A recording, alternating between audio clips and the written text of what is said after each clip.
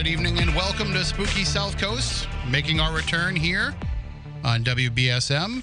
Tim Weisberg with you alongside science advisor Matt Moniz. We are here to talk about the paranormal. And in particular tonight, we are here with a very special episode, which we'll get into in a moment. But first, just a programming note, because I know a lot of the people that listen to Spooky Southcoast want to watch it as well. We're not trying the video anymore. So every time we come in, there's an issue, there's a problem. So the video is done. No more live streams on YouTube. I'm not wasting the time, I'm not wasting the energy, and I'm not wasting my patience getting angry with it before the program starts. Spooky Southcoast is a radio show. You can listen to us on the radio. You can listen to us on the WBSM app. You can listen to us on WBSM.com. The Spooky Southcoast website also has the WBSM.com audio feed, so you can listen to it there as well. Plenty of ways to enjoy the program. You don't need to see the two guys that have no business being in front of a camera who are here tonight. So for everybody that's going to keep saying throughout the course of the week, gee, I really hope you can bring the video back, I'm not spending the time anymore.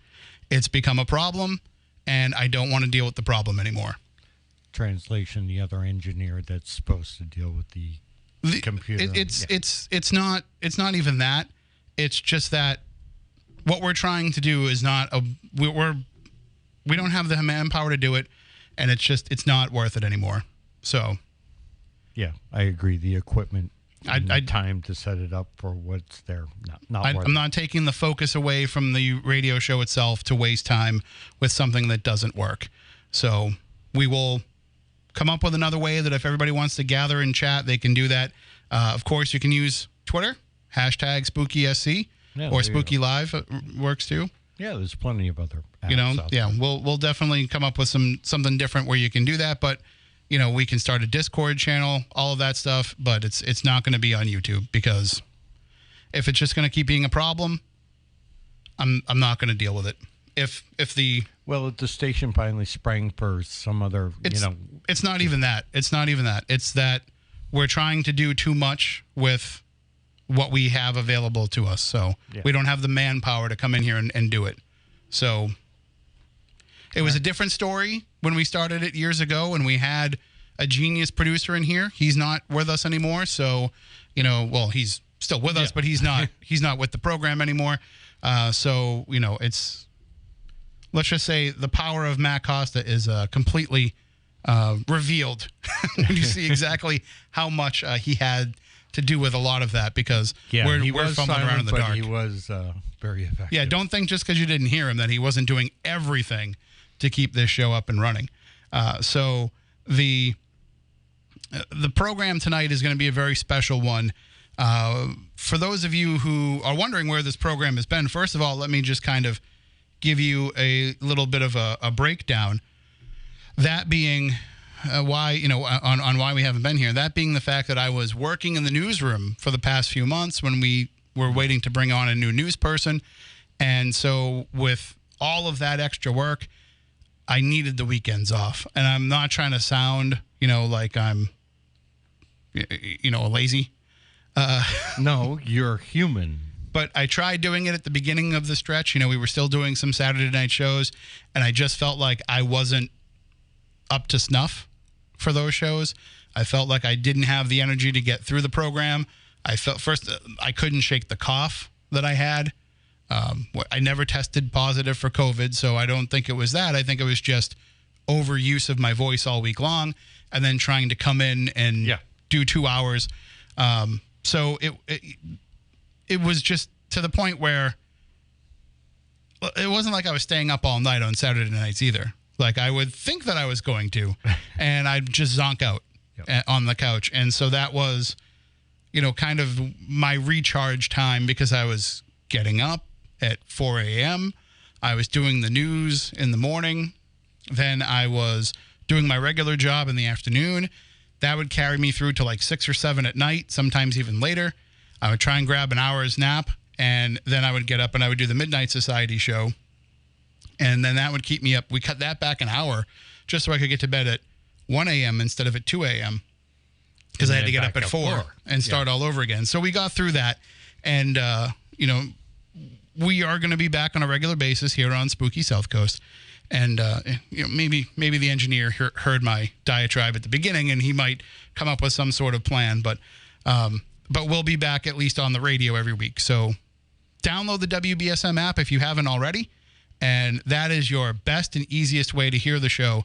And it will come across in beautiful FM quality sound for you in whatever device you want to open that up on. And I recommend that anyway. Like even if you are looking to listen to something beyond Spooky South Coast, you can hear all the great WBSM programming through that app. So well worth it. But over the course of the last few weeks, there have been a lot of things that have been going on that we really, it's probably better that we weren't live on the air to address all these things as they were going, because there was a lot of information that was changing over time, a lot of things that we were hearing that we couldn't quite share with everybody yet. So I think it was kind of worthwhile to hold off. For those of you who are longtime listeners of the program, you are familiar with the name Lee-ann Wilber. She was the longtime manager and former part owner of the Lizzie Borden Bed and Breakfast. A great, great friend of this program, a great friend of all of the paranormal pursuits that we are involved in, and, of course, a very close personal friend. Yes. And we have known her since 2006. We literally just passed the 15th anniversary of her first appearance on the program. It was, I believe, June 10th, 2006. I remember it very clearly. I had met her the night before, very briefly, on a tour of the Lizzie Borden house. And she came in with her friend Andrea, her lifelong friend. Yep. They parked in the parking lot. I believe she called me because I wasn't a texter back then, and said, "How long do we have until the show starts?" And I said, "Well, we don't start until 10 o'clock. And she's like, "Okay, so I have some time." And they went over to the 99. They had a few drinks because they were super nervous about coming on the radio. Yep. And so they kind of, they got a little liquid courage in them and came over and did the show. And she was great. She had no reason to worry. And, of course, it's now, one of the most classic episodes that we've ever done. So it's still available as a podcast. But we're going to put that out as a special podcast at some point coming up. But also, so let me kind of and we have a special guest that's going to join us in a moment on the line. Just hang on one moment because of our late start. I want to set the table a little bit here. So Lee-ann was synonymous with the Lizzie Borden Bed and Breakfast. Anybody that went there, they knew her. They certainly remember her. She was very memorable in the way that she would greet people and how she would answer the phone and just everything. And she was the embodiment of everything that they were doing there. She's the one that led the redecoration to make it look like it did in 1892. A lot of the pieces that were in the house were her personal pieces. Her family's pieces, yeah. And, she would also go out and look for stuff that would match, and some of the stuff she would spend her own money on. Correct. Because she would always say, like, if something ever happens, that's coming with me. So it was very much, a labor of love for her. A lot of people don't know some of the behind-the-scenes stuff that had been going on since, when the pandemic started. They had to lay off a lot of the employees. Yeah. Or, because they couldn't do tours. They couldn't have people staying overnight. But somebody had to stay and maintain the property and keep an eye on it because it's the Lizzie Borden Bed and Breakfast. People are going to try and break in and things like that. So she had been living over the barn because in Massachusetts you have to have somebody on the property yes. for a bed and breakfast. So she would stay, even though she had her own house to worry about, she would stay there. And during the pandemic, she was the only person that was there a lot of the time. And because of the financial situation, she wasn't even getting a salary for it. So she literally probably gave the last year or so to that place with, with nothing but her heart. Yep. And we heard about it going up for sale. I can't remember exactly when. It was the early part of this year. And I remember when she called me, I was late December, early January. And there was some rumors about what was going on, but I remember her when she first told me. She thought it was going to be a process that would take a long time, And then I remember coming back in January from filming Hotel Paranormal Season 2, and I was dropping off the rental car in Plymouth, and she called me and was telling me, like, there's this guy, and we think that, he might be the one that wants to buy it. And I'm not going to get into, the conversations that we had about it, but that's when it started to really become real back in January. And as we all know, that sale has gone through. It actually just closed a few weeks ago, and Lance Zoll of U.S. Ghost Adventures is the new owner. So let me just give you kind of a timeline of what happened. A couple of weeks ago, it was on a Wednesday that they closed the sale officially. Yep. And Lee-ann had already stepped back, and Lance was kind of running things. She had already retired, as she said. And so that was on a Wednesday. On a Thursday morning, she was found unconscious in her home. And I'm only going to be talking about the details of this because Faye Musselman, a great friend of the program, has already posted all the details online, as have some other Lizzie Borden blogs. So she had a medical condition, and she was found unresponsive, taken to the hospital, put on life support. And then on Tuesday, June 1st, which was the anniversary of Lizzie Borden's death, they decided to turn off the life support. She held on for a few days, and then she passed away last Saturday night. 50 years old. There was a lot of stuff that came up when this happened because the word came out on Tuesday the 1st that she had passed, when she actually held on until Saturday. And some people want to debate, what death is. Yeah. For me, I was fine with saying goodbye on the 1st. Also, there was a lot of, we knew some stuff behind the scenes that we couldn't talk about. So we had kind of made peace with it at that point. But, for legal and medical reasons, she passed away last Saturday. And we were planning on doing this tribute show last Saturday, and we decided to postpone it because we didn't want to do a tribute show when she was actually still technically with us. So we had decided to hold off. And of course, we get the word. It would have been shortly before we would have gone on the air anyway, about 9:30. And so, yes, she passed away last Saturday. And so tonight we're going to remember her. And we're going to have some of our longtime friends and people who have known Lee-ann call in. We're also going to have open phone lines, 508-996-0500. And we are going to share these memories of Lee-ann throughout the course of the show because, nobody really could have been a better friend to this program, to the paranormal in general, and to us as people than Lee-ann. And we'll get into a lot of that with you coming up in just a few moments. But first, we have a very special guest on the line. We have joining us from Kindred Spirits, somebody who got to really know Lee-ann over the years. Amy Bruni is with us. Hello, Amy. How are you? Hey, good. How are you guys? We're doing very well, considering. Thank you for holding there while I kind of set things up a little bit. We got a bit of a late start. You got me all choked up. Well, I know that over the years, you got the chance to know Lee-ann beyond just her role as, the manager of the Lizzie Borden Bed and Breakfast, and you got to know her as a person. And I remember, talking with you. You were just as stunned as everybody when we heard about this. It came out of nowhere.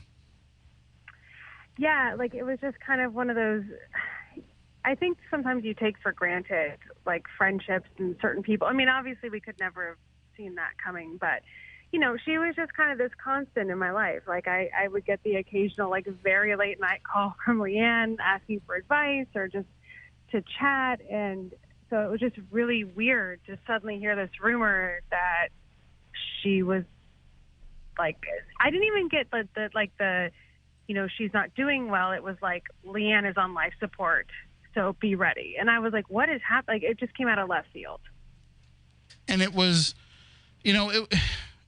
I don't want to sound morose, and I don't want to sound, flippant in any way here, but when we all heard about the sale happening, we were worried about Lee-ann. We were worried about what she would do with her life, not having that house to take care of every day.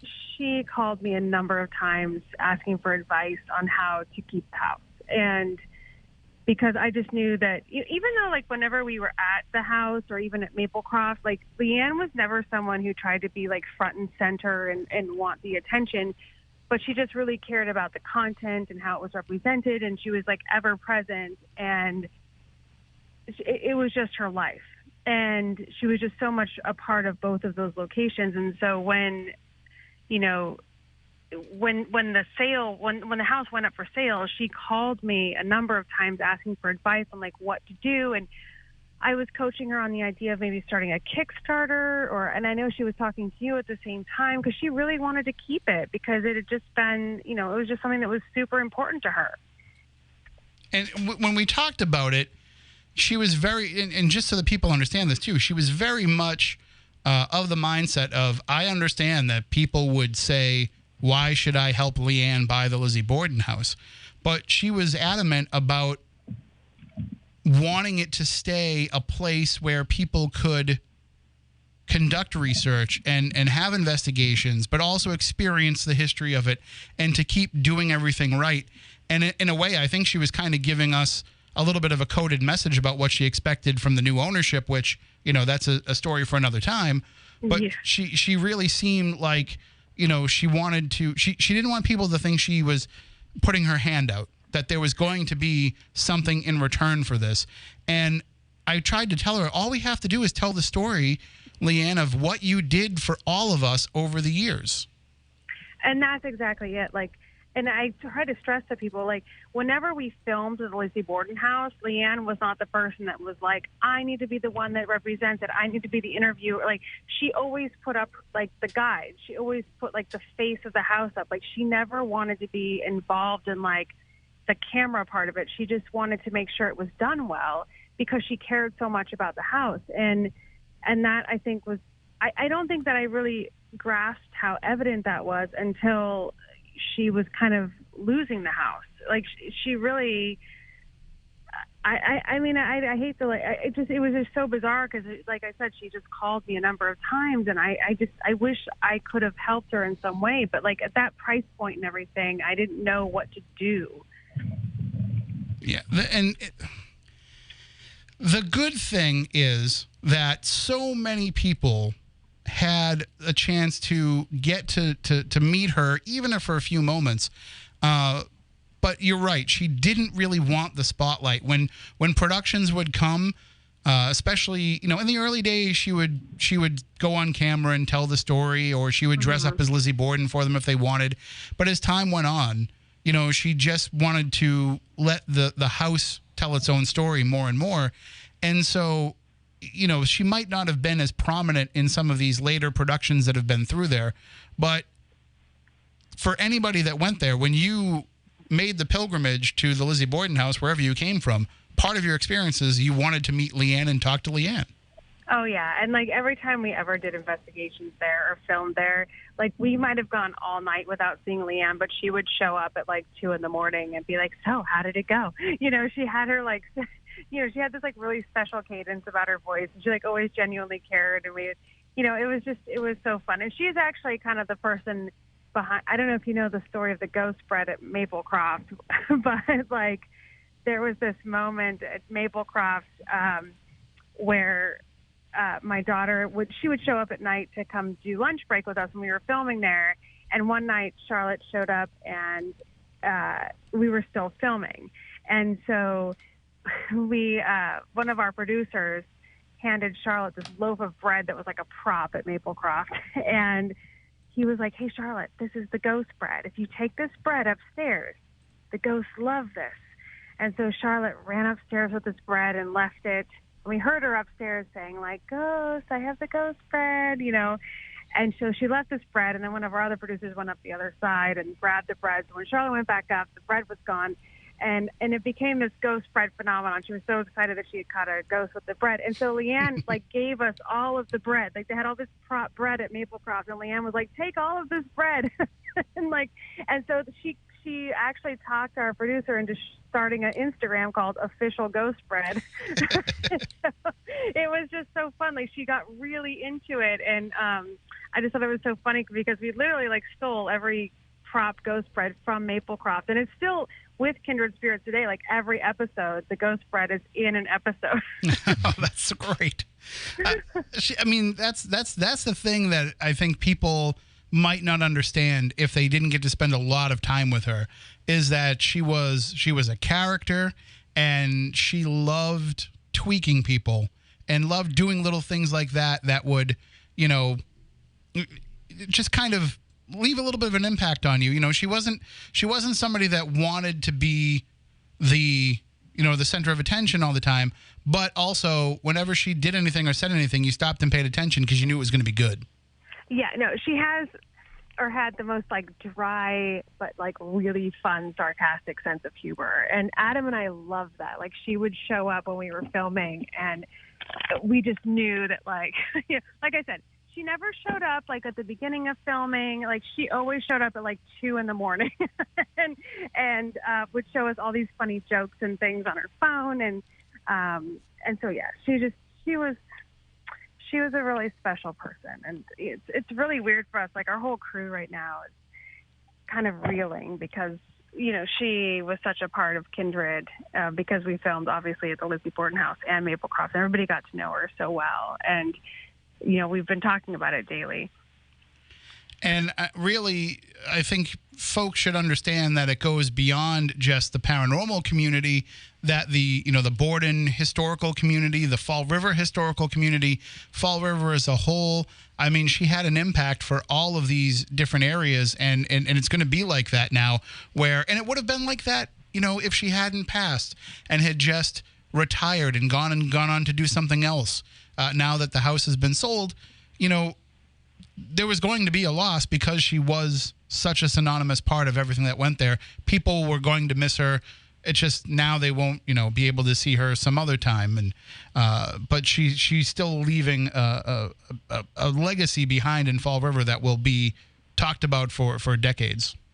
Well, I just think that she was, like you said, she was synonymous with the Lizzie Borden house and the Lizzie Borden legacy.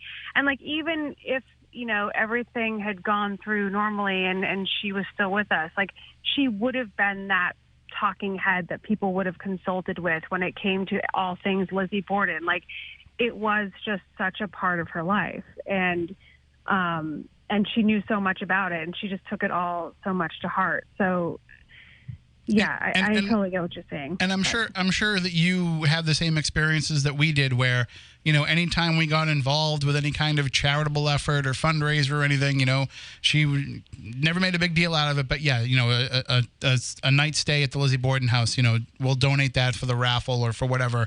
Yeah. Like she was, even though the house was constantly booked all the time, she was always so generous with things like that. I have to tell you, so for my daughter's school, one time I went to Lee-ann and I was like, we're doing a charity auction, and she donated a night at the Lizzie Borden house, and it sold for $10,000, and it all went to Charlotte's school. And it was just the most unassuming thing. And I you know, she didn't even bat an eye at it. And so, yes. And then she also, one of the things I remember is there was a local family in Fall River that they had been the victim of a terrible fire.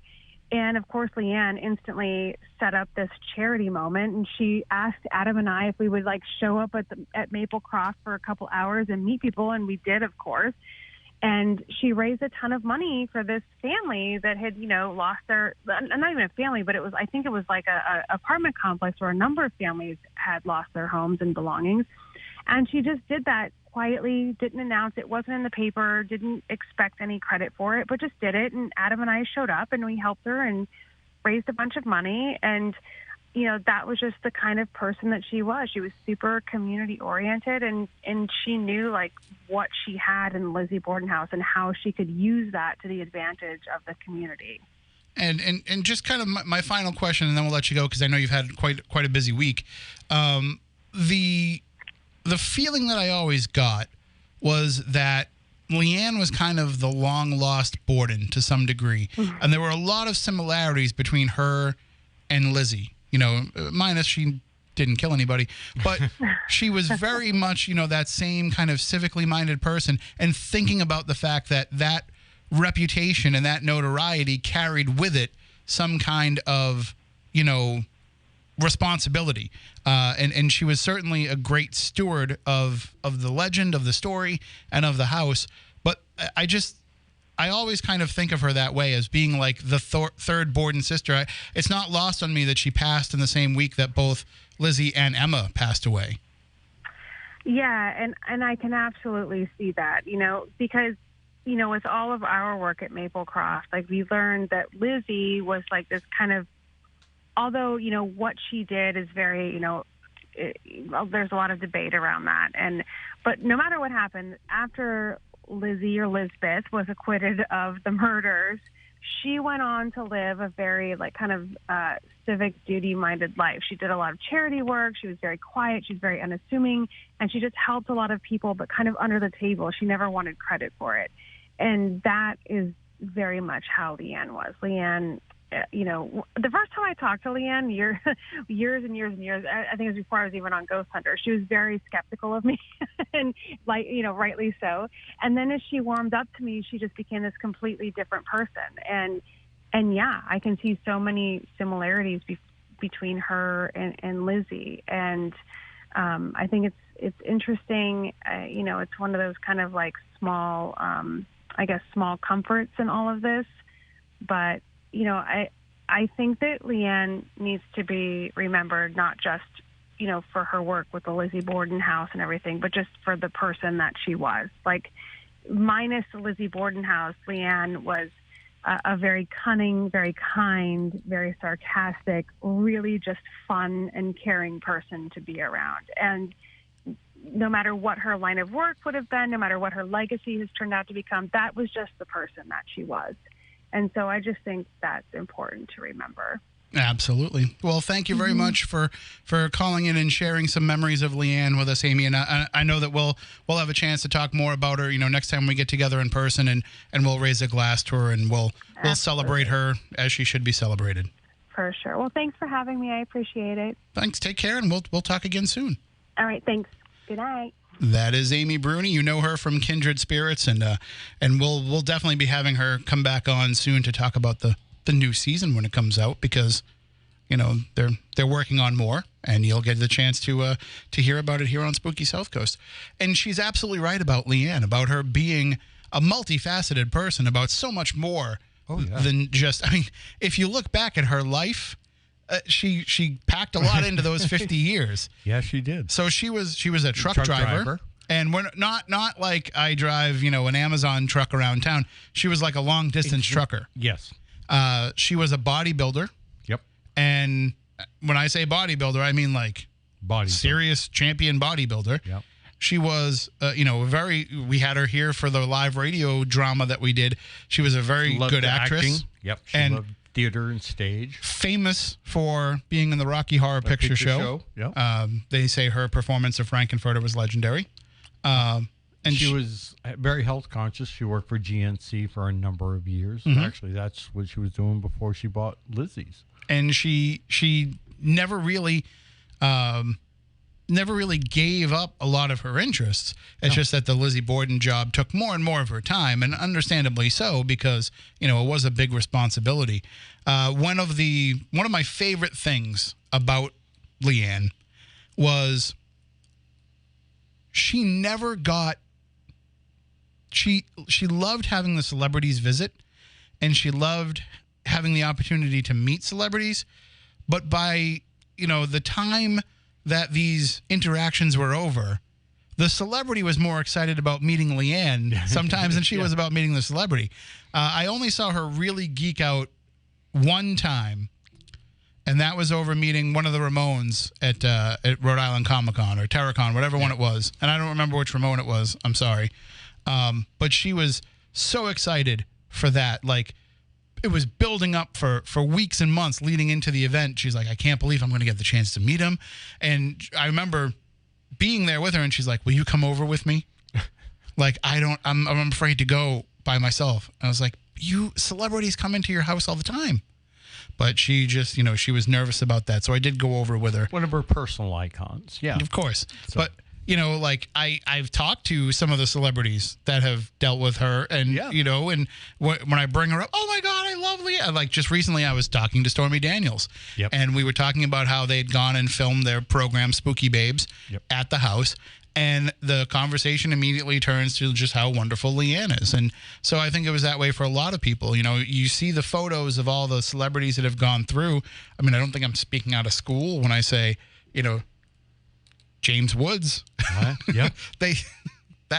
That happened. Yeah, it did.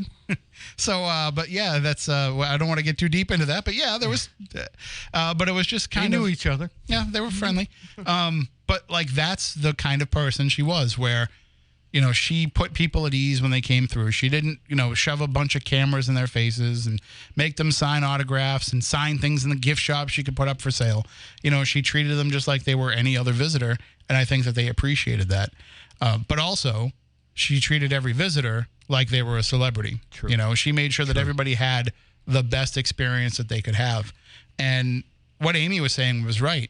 She would get out of the way if you were having some kind of an event.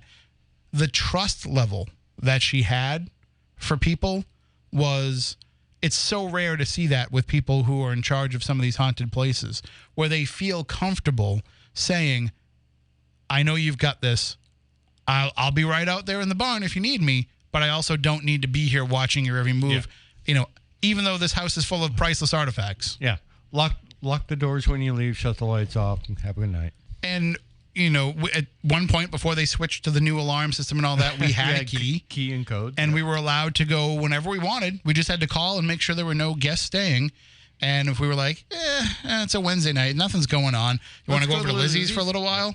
Or if we were in Fall River. I mean, do you remember the night that we were in, I forget where we were. But there was we were over at well, that was on the anniversary of the murders. Yeah. That we went. But I forget, there was one night when we either went to something else or we were in Fall River and we were just passing through and we were like, let's just stop and say hi. And stopping and saying hi always turned into 4 or 5 hours being there.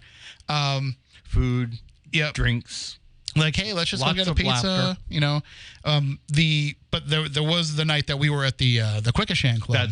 That's where I thought you were going. No, but that one night was a little insane. That was, we were doing another investigation across town. And wound up there. And doing an investigation while we were there. And how many times she would call us because something was going on in the house and she wanted us just to come check it out. I mean, that was a very... Every 2 or 3 months, I would get a call at 3 o'clock in the morning. Matt, something's happening in the house. I've got a couple of guests that are climbing on the ceiling screaming.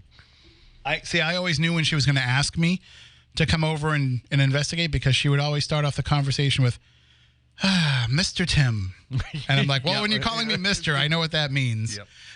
But it was an honor to be considered like people that she could call for that. And I don't think it was just because we were local, because there's a lot of investigators that are local. I think it was that trust level to know, A, you can leave us alone in the house. B, if you don't want us to talk about the stuff that happens, we won't. But if it is something worth talking about, we're going to talk about it in the right way. Right. And so it was never a question of... And we always took it seriously and with respect. Yes. I mean, some people you would call, if you called them up and said, well, I think there's something going on if you want to come over and investigate. Oh, sure. Let me grab my cameraman and do a YouTube live stream on Facebook or any of that. Like, that's not what it was supposed to be about. Right. No. She wanted you to get answers. She wanted backup. Not to turn it into a spectacle. Correct. Not that there's anything wrong with people doing that, but it's just there's a time and a place, and the time and the place should be when that is what you are either asking her to do or she's saying it's okay to come and do, not when somebody asks you for help. And we both knew, we basically had the same approach that we would talk about every time. Well, if she's asking for help, we have to go. Yes. Because she doesn't ask for help that often. We've never said no to her either. And the best part about it was, even if we went there and nothing happened, that actually made her feel better. Yeah. Than if we went there and we said, yes, the same thing that happened to you happened to us. She would actually feel like it was, more comforting, because people think that, and I don't want to step on the mythology of Lee-ann, that she was okay with everything that went on in that house, because she really wasn't. No. And as the years progressed, the activity progressed, and she wasn't always comfortable being there alone. And the tour guides could speak to this. I'm sure many of them had to stay the night or hang out with her because, you know, she was a little bit nervous about something that was going on. And it was not, you didn't take that lightly when she said that, because she started off as someone who would walk around and be like, yeah, you know, if a door slammed in front of her, she'd be like, stop that, and had no problem. But as it kept increasing, I think maybe her, I don't want to say her tolerance for it wore down, but I just think it got to the point where... Are you thinking the house was getting to her? I don't want to say that, because I think that she was kind of becoming part of the house, and the house was becoming part of her. So there was a symbiotic and positive relationship in that regard. Right. I just think that as you and I both know, that house can have an attitude. Of course. But I do think that she felt like it was more of a matter of, if it was something that unnerved her, yeah, it wasn't part of the regular rhythm of the house. Yeah. And so I think that that's kind of where some of that came from. She could deal with everything that she was comfortable with and that she had connected with. Right. Sometimes things came into the equation, and it's not surprising considering how many people you've got coming in, bringing in all their own energies and everything else. Sometimes things would get to her and would kind of take her to a place where she wasn't prepared to go. But we are going to wrap up this first hour, and then we will take a break for the news. We'll run some more commercials, and then that will allow us to go commercial-free for the remainder of the program. I know Andrew Lake is going to be joining us in a little bit, and we'll connect with him. We'll also take your phone calls at 508-996-0500. More Spooky South Coast in a bit.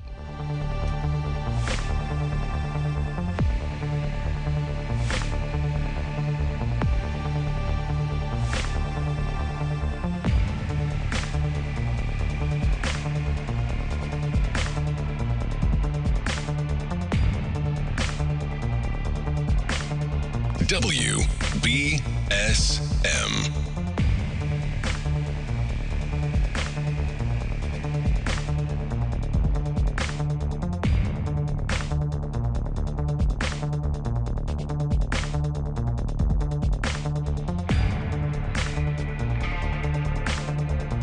And welcome back to hour number 2 of Spooky South Coast.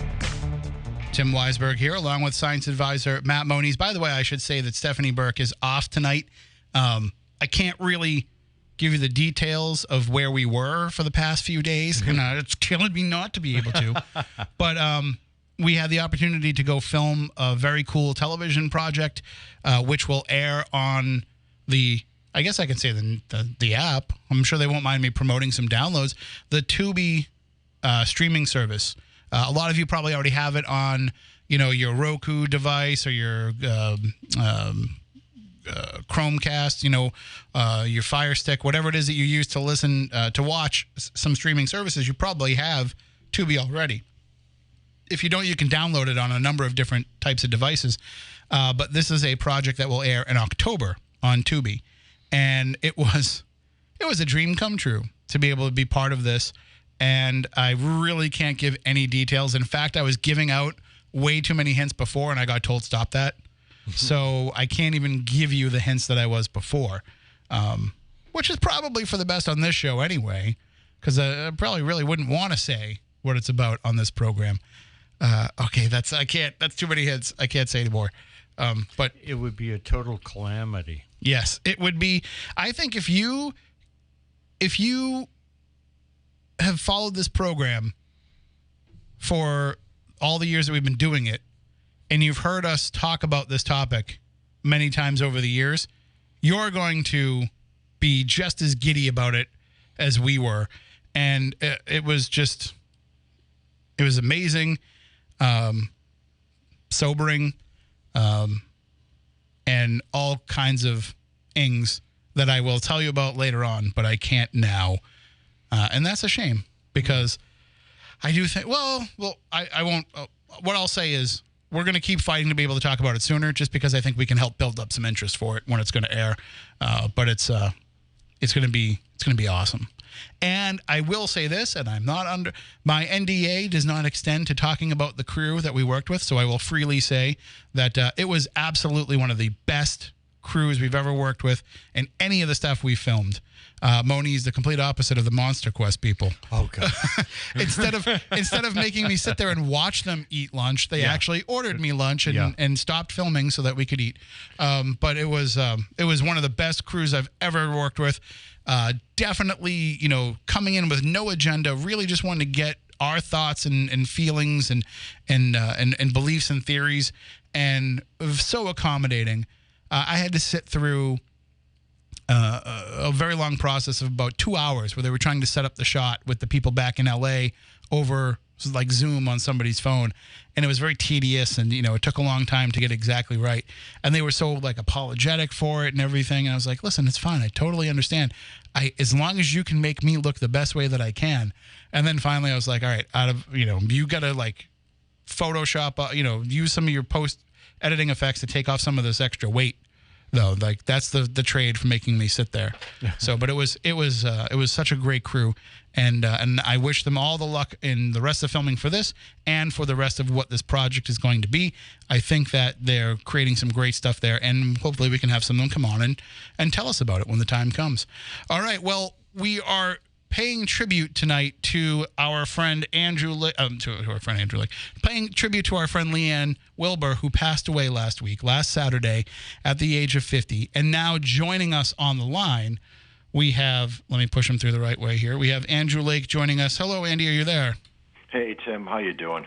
Doing okay, considering. Thank you for waiting while we had to run all those commercials and everything. I didn't realize I had so many. No problem at all. So, as long as we have known you, you have been going to the Lizzie Borden house, both with us and not without us. Not with us. And you've had a long career of investigating that particular location, and as part of that, getting to know Lee-ann as a person and as a friend.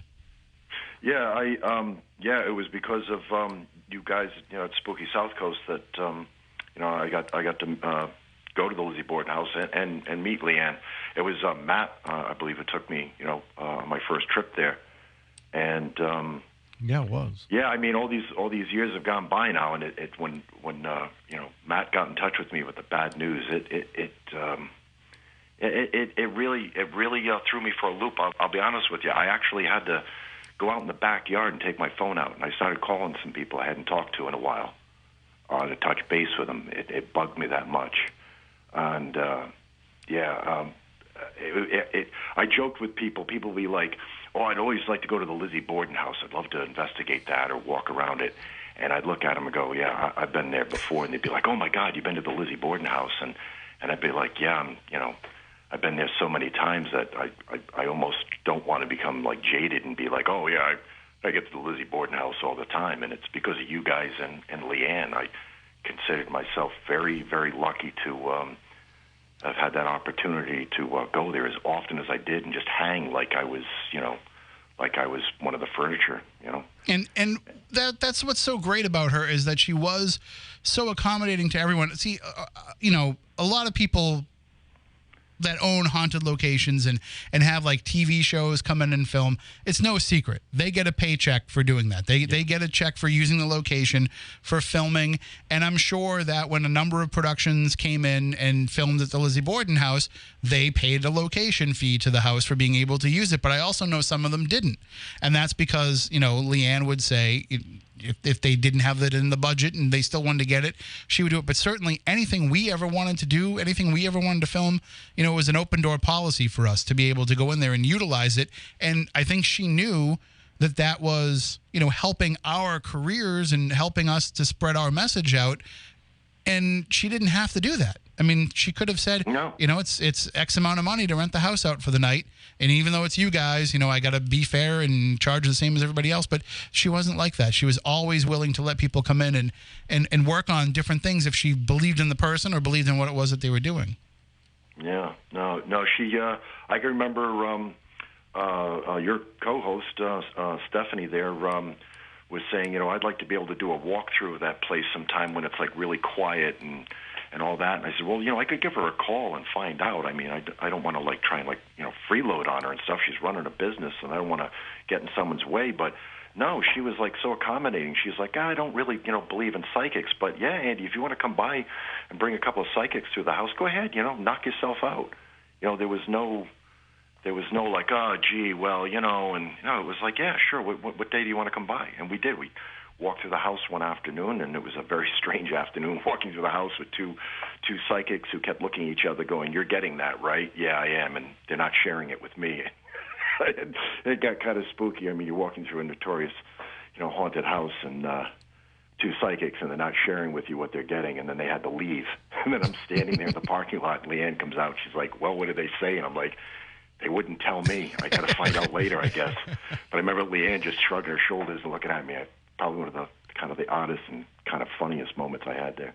I also think that one of the underappreciated parts of her personality and of her, stewardship and management of that location is that she really did have a strong interest in what it was that we got. And the way that we got it and the way that we did it, it wasn't just collecting another ghost story for somebody to tell on a tour or, for her to put up on the website or anything like that. She generally had an interest in how those investigations went and what people came away with. She had a general interest in all things Lizzie, period. And I find it sad that she's now parted this world with a wealth of information that we'll never know. Mm-hmm. How many of the things did she learn and that she collated that is now lost to us? Right. Oh yeah, and the kind of things that I think you're talking about, Matt, is the kind of stuff that it would have taken maybe a few years of reflection after stepping away from the place. That maybe she could could have then later shared her take on it, but it's just. Like you said, Matt, there's things that may have been going through her mind, things she witnessed and wondered about, and she was going to wait till she shared it, until she had pondered it, and like you said, it's gone now. It's a shame. More than a shame. Andy and I were approached by Lee-ann to basically document her experiences. I feel we can talk about that now. But yeah, she wanted to actually put this down for people. Unfortunately, she just didn't get the chance. Because she would talk about some of it, in terms of like, it was always whenever somebody else would bring something up. Right. She, as we were saying before with Amy Bruni, she never wanted to be the center of attention. And she kind of was the center of attention of that house, though. Exactly, and that's what I'm saying. She was a focal point for all things Lizzie, per se, in our modern time. And she was looking at this now point in our life where she would have time to sit down and actually do this, not have to make sure that the beds are made and the food. Right, she had a great crew working for pre-pandemic. Yeah, right, yeah. So, but now, she was looking at it as okay. This is going to be a next chapter. Let me put all of this down. Let me, speak in front of the camera. Why don't we document all of this and then do whatever she wanted to do with it after that. And we were planning on putting that together, and then you sent me that email and text, and I was like, oh. And I'm sorry to have to do it by text. It's a terrible way to tell somebody bad news, but yeah, well, it's the 21st century. Yeah, and the thing, and I was telling Matt, the thing that really bugged me is, as you guys know, I lost my mom in October. Yeah. And I'm kind of, kicking around a big empty house here, and I'm tripping over a lot of stuff that not only belonged to my parents, because my father passed away in 2009, and my own stuff. And I found some stuff, and I'm like, geez, I don't need this anymore, but I don't want to throw it out. And I thought of Lee-ann, because she and I shared a lot of pop culture things. She and I liked the same kind of rock and roll, and we were both into the Ramones and the Sex Pistols, and she was also a big fan of classic Doctor Who. And I have all these old Doctor Who episodes on VHS, and I've seen them a million times. And I'm thinking, no, I can't throw them out. I know, I'll get in touch with Lee-ann and just see if she wants them. I'll just give them to her, And for the last 2 months, I kept going, yeah, call her and see if she wants those, or either that or, And then I got, found out she had passed, and I was like, damn, why didn't I call her and say, hey, you want some tapes? And, I could have at least swung by and seen her one more time, whether it was, at her house and work or whatever. And I really am kicking myself for not doing that. And I think we all have a little bit of some of that guilt, too. I mean, I was telling Moniz before we came on the air, and I haven't really talked about this yet publicly, but, she called me a couple of times the week before, and I couldn't answer the phone because she was calling me while I was in the middle of my Midnight Society program. I don't think that she ever even realized that I was doing that show, so she would just call me the time she would have normally called me before I was doing that program, and I couldn't answer the phone, and then I just got so wrapped up in my busy schedule that was going on at the time that I didn't call her back, and so I'm forever going to regret, not having the opportunity to have those few final conversations. But then, at the same time, I look back to the conversations that we would have, and I don't end a lot of phone calls with people by saying I love you, but I would say that when I hung up with her. Mm-hmm. And so, that is just, I'm just going to think about that. And those were the last words that we would have had with each other. So I can comfortably say we all felt as she was part of our family, literal family. Yeah. No. Hey, how about the time we thought we jumped to a bunch of conclusions? We all had a good laugh later. But we were worried that something was going on at the house, and Lee-ann was being held against her will. And we ran into some people we didn't know at the house, and they were acting kind of odd. And it turned out she was taking a nap because she was coming down with a bad cold. But we were wondering if we were going to have to call the police because we thought some people had kind of muscled their way into the office and were keeping her from us. That was, I remember her having a laugh, going, "Oh, sorry, I didn't mean to scare you guys. I forgot you were coming over, but I wasn't feeling well," and laid down. And here we are thinking, is there something going on? And we were outside the house thinking we should call the cops. And, thank God it turned out we were jumping to the conclusions. But that's how much we cared. It was like we just weren't going to walk away because she, wasn't available. It just didn't ring right. We wanted to make sure before we left she was okay. Well, she might have said sorry, but, deep down inside, Potter also enjoyed the fact that she caused a little mayhem there. Yeah. And that's what I will always remember is, I was talking before about her slyness and her devilish grin. She loved to tweak people, and if she could do that a little bit for that's kind of. If she knew you had a button to push, she would be pushing it. I don't like to, when someone just passes, I don't like to work the paranormal side into things. I feel like that's, a very trite thing to do a lot of the times. But I will say this, I am a little bit upset about the situation that's going on with the house now because I don't think we're going to get the chance to go back there anymore. But I could only imagine if we did and, the right amount of time has passed, I can only imagine the kind of, tricks that would get played on us from God.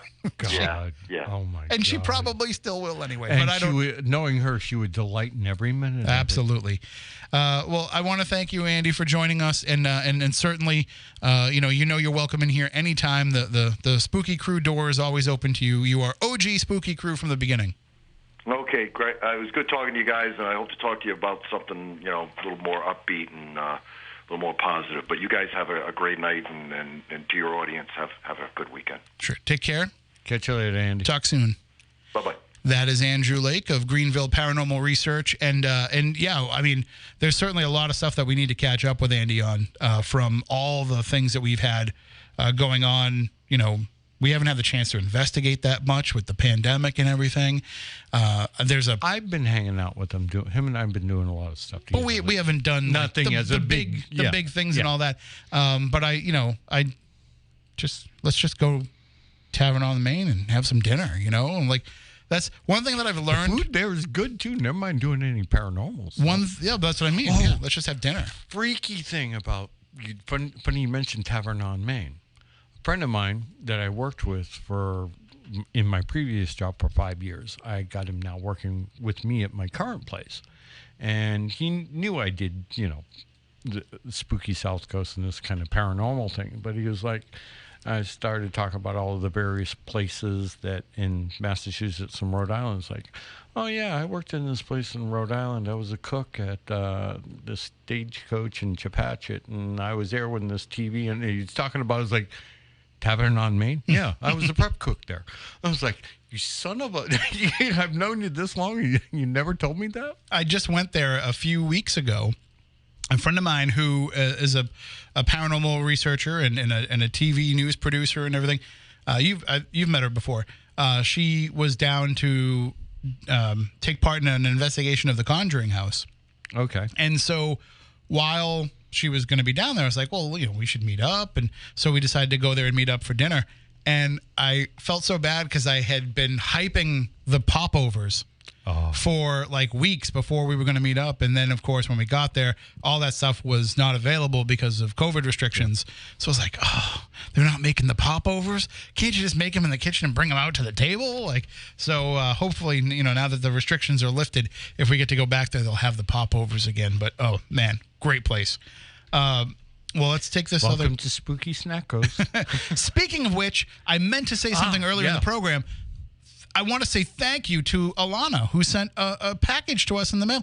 I walked into my office to get my headphones before we came on the air. After a couple of months. And no, I mean I've been back in. I've just been out for a couple of days. Yeah. But I walked in and I see this big box. I was like, well, what's that box all about?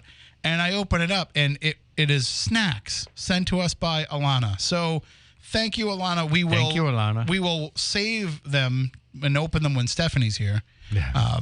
Because she'll kill us otherwise. You said you're not going to be here next week. I don't know if we can wait 2 weeks to open the snacks. You have my permission. All right. Yeah, I was just saying you might need to have some snacks tonight yourself before you depart for missing next week's show. Dibs on a Swedish fish. Well, there's a lot in there. We're going to share. But I think that Alana definitely will keep us fueled as we make our return here each week coming back now, because looks like there's a lot of snacks in there. So thank you very much for that. That was so unexpected, but such a great surprise. And she's such an awesome person. All of our listeners are incredible. Oh, yeah. Even if they don't send us snacks, we still love them all.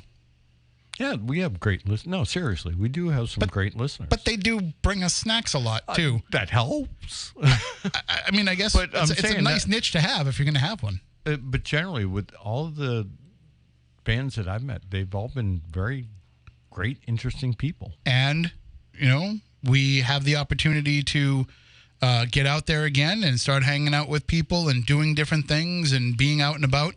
So, we'll be making up for lost time. Don't worry. People have been saying like, hey, are you guys going to be doing anything? We didn't get to have a 15th anniversary party. Yeah, we got ripped. Because of the restrictions that were going on and everything. So I've been thinking at some point, maybe later on this year, we're going to celebrate our 15th anniversary just a little bit later than usual. Yeah. But we'll have a get-together where everybody can kind of get together. And does that make sense? Yeah. But we can, everybody can congregate and, we can have some drinks and a good time.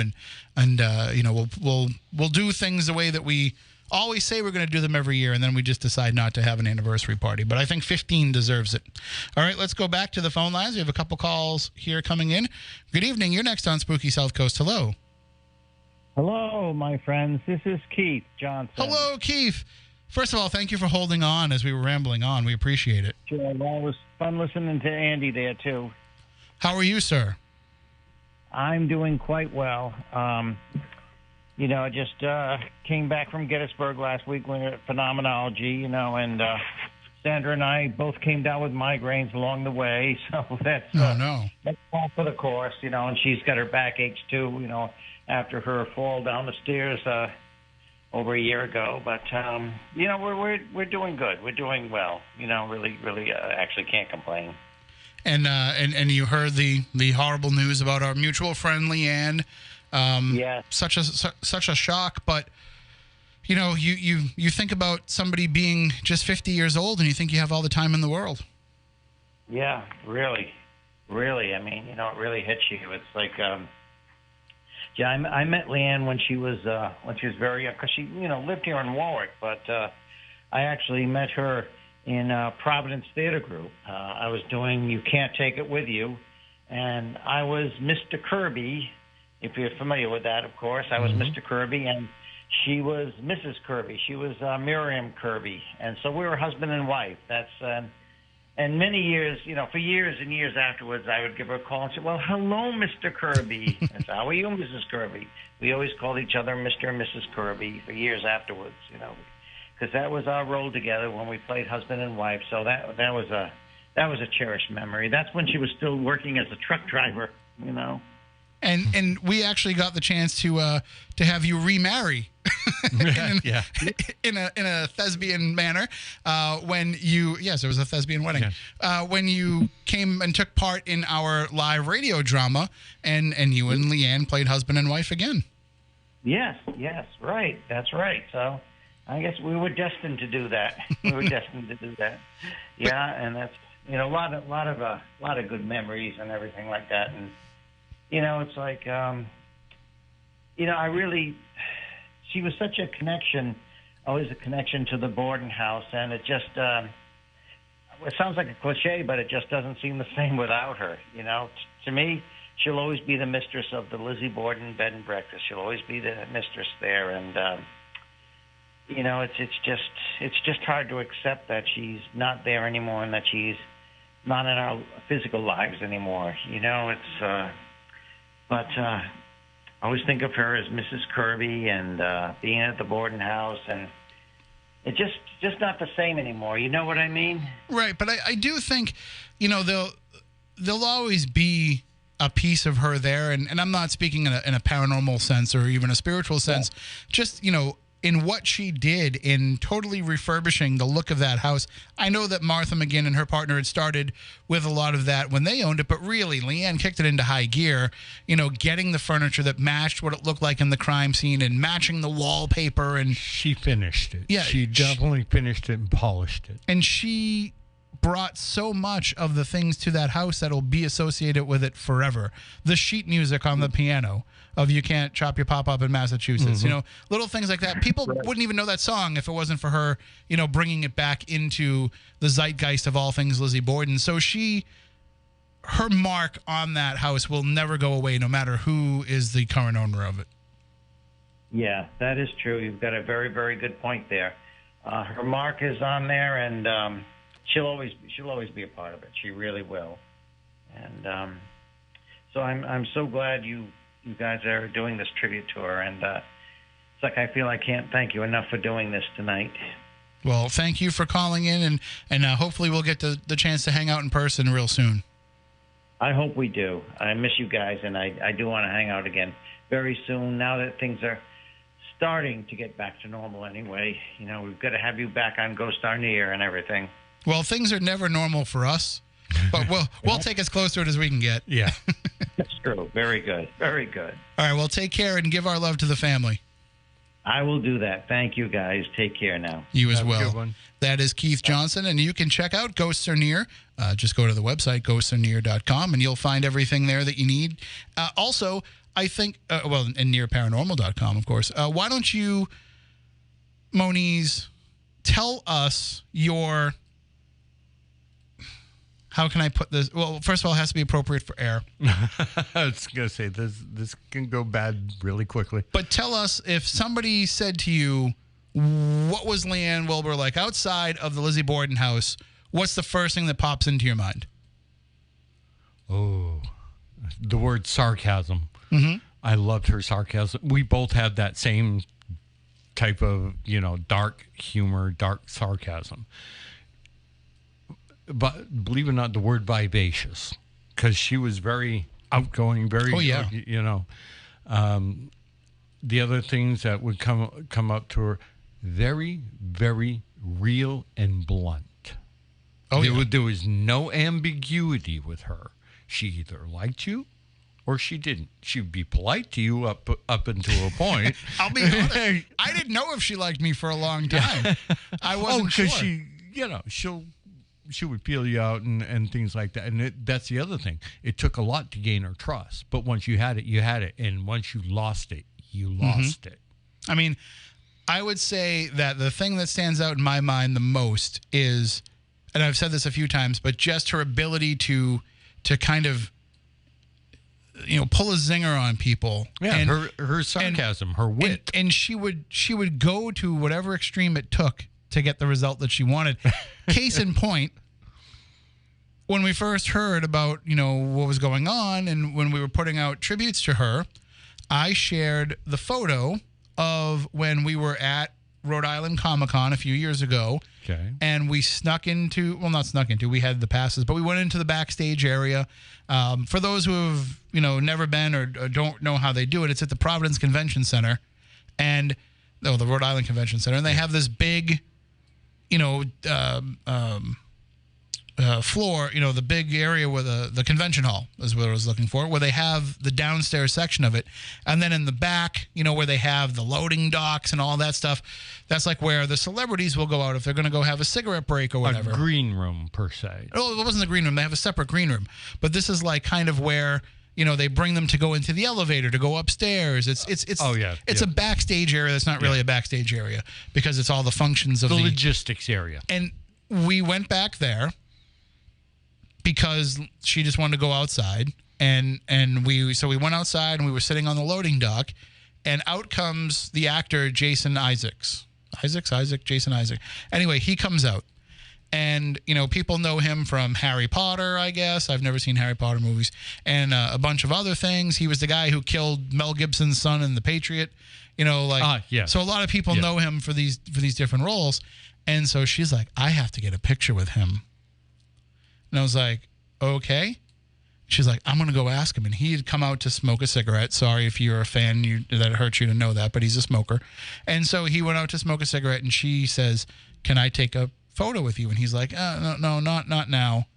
And she's like, okay, and so she just starts chatting him up in general.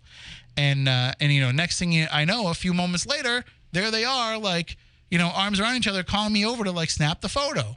And so I take the photo, and she's like all giddy to get this photo. And so I put this photo up, and I was telling the story about how it is, typical of her that she would encounter a famous person and, ask for a photo like that and get turned down. But within a few minutes, the celebrity wants to take a photo with her. And so I shared that story. And then Andrea, who was her best friend for most of her life, comments underneath the photo and says, no, I was the one that wanted to get the photo. She didn't even know who he was. I had to tell her. So then it kind of all comes together. She wanted the photo to tweak Andrea. So I was like, and she totally used me to help her get it. But it's just very typical of the way that she would be. Another story that will always stand out in my mind, and I know I've told it on this show before, but I'm going to tell it again one more time.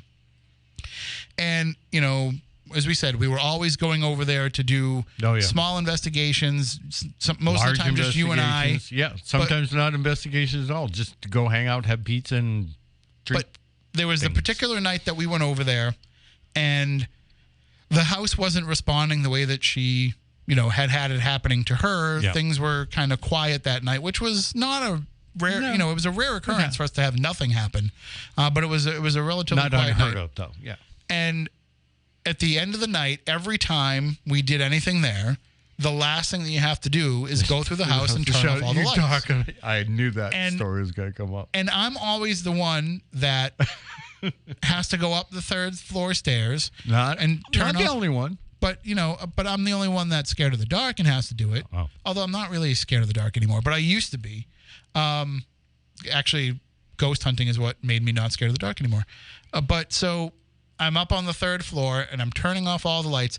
The last light that's on is the third floor bathroom, and I know that's the last light on because I was using it before I left the floor. Yeah.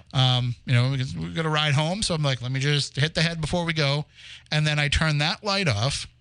All the lights are down, and you can go down the stairs to the third floor, turn around and look and see that all the lights are off in all the rooms. Right. And then I go down the staircase, and I click off the staircase light, and then I think you had turned off everything on the second floor at that point. We meet down in the kitchen. Yep. And the only place that has lights on at that point anymore is the kitchen. Yeah. And that's because nobody's in the house staying. We're basically shutting it down for the night. And at the time, because I had the key, we walked out the door. You walked out. I locked the door behind us, and we walked over to Lee-ann. And Lee-ann said, when you're done with what you're doing, drop the key in the mail slot. Right. And so we said, okay. She was out in the barn. We thought she was asleep at that point. She was an insomniac. We lock the door, and we come out, and she pops her head out the window of the office over the barn, and she says, Oh, how'd it go? Anything happen? Oh, a relatively quiet night. Oh, nothing really going on. Oh, okay. And then she looks up and she goes, oh, you left my light on up on the 3rd floor. So I'm the one that had the key. I Whoa. would shut it off. No, we dropped the key through the. So I was like, no. She opened it. Oh yeah, she was the one with the key. Yeah. So I was like, no, I turned all those lights off, and she's like, well, I don't want to leave the light on all night. I'm going to go shut it off. So she comes downstairs, opens the door, picks up the key that we dropped, goes up to the 3rd floor, turns off the light, comes back down, locks the door, is standing with us in the parking lot, and then the second floor bedroom light comes on. Yeah, we watch it. Come on. Yes. And she's like, she had her back to the house looking at us, but we're looking at the house. And we're like, now the second floor light's on. She's like, oh, son of a bitch. So she goes and she opens the door. She goes up to the second floor. She turns it off and then comes back out. And then we're talking. Third floor light goes back on. Same thing. Goes upstairs. Finally.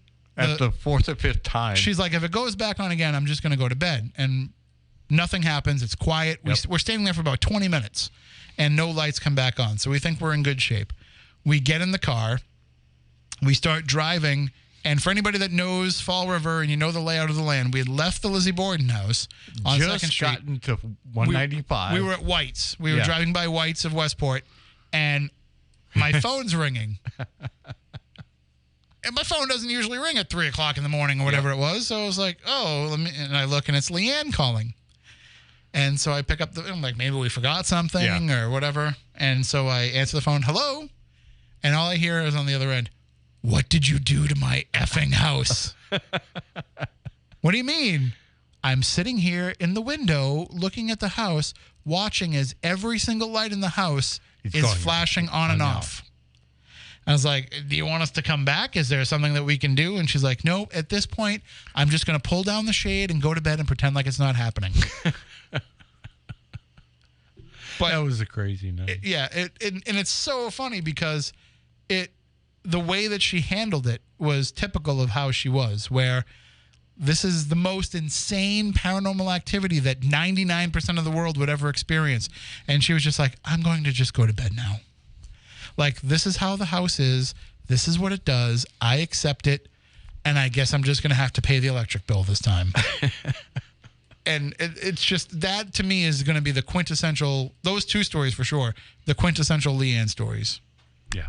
But if you have any that you would like to share, we have a few moments left. 508-996-0500 if you would like to call in and share. And of course, just because the program ends tonight, feel free to share any thoughts or tributes or memorials you want to pass on to us about Lee-ann. You can email us spookycrew@spookysouthcoast.com.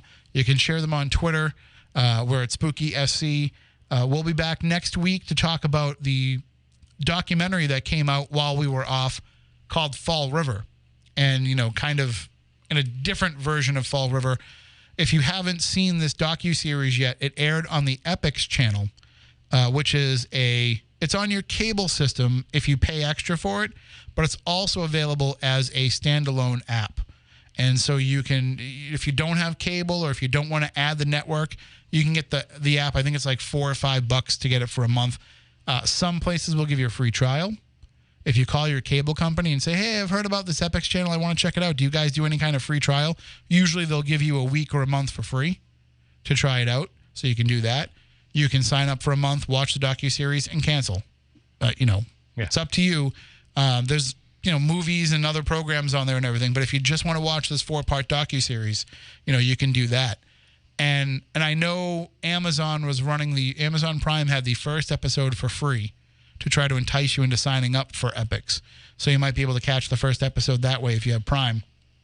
But what it is it's a 4-part docuseries produced by Blumhouse, who make all the horror movies that you see today, and who partnered up with MGM. So there's serious budget and serious clout behind this. And the filmmaker put together this new look at the Fall River cult murders of 1979 and 1980. So we haven't really talked a lot about those here on the program over the years, and that was for a reason. When we first started doing this show, there was a young man that worked with Matt Costa and I at our day job by the name of Justin. And Justin was obsessed with, dark things and true crime and things like that. And Justin was in correspondence with Carl Drew, who was the one convicted of being the cult crime leader. And so he was communicating with Carl Drew. Carl Drew was apparently a fan of Spooky Southcoast and may even be listening tonight. I don't know. But he had a radio in his cell, and he would tune in on Saturday nights to listen to Spooky Southcoast and wanted us to talk about his case and wanted us to have him on as a guest. And we did not want to get involved in all of that, mainly because we were told behind the scenes that this cult was, that Carl Drew was the low level of this cult, that it went high up into southeastern Massachusetts, politically speaking, in a law enforcement sense, just that it was embedded in this area. And that if we started talking about the cult, we would become a focus of the cult, and that things could happen. And this was a serious warning that came from serious people, so we took it seriously. Part of the problem in those days was that Robin Murphy, who was also convicted of second-degree murder, and we'll get into all the details next week if you're not familiar with it, but Robin Murphy was out of prison at that time. She ended up going back because she violated her parole, but she was out of prison and had a cushy job with the Commonwealth of Massachusetts. I don't know too many convicted murderers out on parole who get state jobs. I thought you couldn't be a felon and be a state employee. So somebody... Because both my parents were state employees. My father worked for the office of the governor. My mother worked for the court system. So somebody was looking out for this person. And if you get a warning like we got, and you look at that situation, you say, okay, maybe there is some validity to what's going on. So we avoided talking about that case for a long time. And we avoided, we might have danced around it here and there with the subject coming up, but we never did an episode on it. And this documentary, this docuseries, presents it in a new light in which I say, okay, I mean, over the years, I've come to think that there probably isn't this high-functioning satanic cult operating on the south coast of Massachusetts. And also, even if there was, like, if they wanted to do anything to us, they would have by now. And they're not going to do anything to us. So I'm fine with talking about it now. But really, this docuseries made me come away with thinking, like, there's nothing to that story.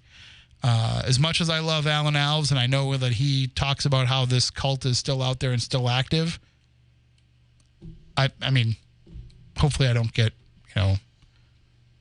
whacked. Yeah. Hopefully I don't end up out in the Freetown State Forest after saying this. But I just think that, I think it's safe to talk about. So next week... Well, I guess it depends upon how much of it and who and what you talk about. Well, we're certainly just going to really kind of focus on what's in the docuseries because that's what we're... out in public. So yeah, that's what we're going to kind of focus on. But we will talk about that next week with Aaron Cadieux, who's going to join us. Aaron is not someone who has spent a lot of time and focus on these particular cases. He covered it briefly in the Bridgewater Triangle documentary because it plays into the Freetown State Forest stories. But he's never really done a deep dive into the research for it, especially now where he's so deep into the highway murders, which will hopefully be completed soon. And we'll get an update from him next week. But he's going to come on. It's become a little bit of an obsession with him for him since he saw the docuseries. But we're just going to bring him on because he's going to ask the right questions that we will ask too and have like a good roundtable discussion about the way that it was presented. So that will be next week's program. We'll be back here Saturday night, 10 p.m. or, once we play all the commercials that we have to play. And we will have that show for you. If you want to reach out to us at any time, SpookyCrew@SpookySouthcoast.com. Hit us up on Twitter @SpookySC. Check out all of our previous podcasts wherever you get your podcasts, and also you can go check out those YouTube archives. Maybe the video will return. I don't know. We'll see. Minus my tantrum earlier. We'll find out about that, and we'll let you know. So until next week, For Matt, for Stephanie, and for Lee-ann, we want you all to stay spooktacular.